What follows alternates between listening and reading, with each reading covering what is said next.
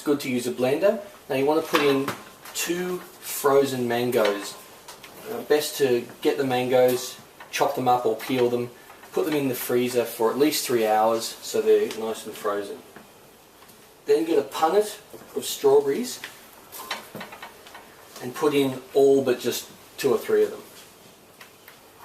Add a small banana, 1/4 cup of apple juice, and 200 grams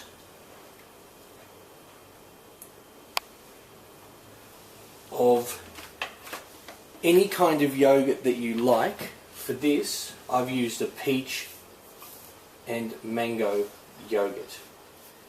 Pop the lid on and blend for about a minute.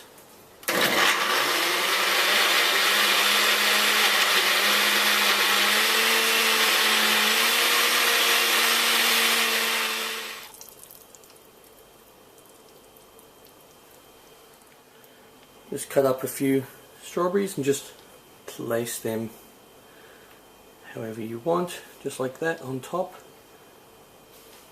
Yum. Simple cooking, simple cooking.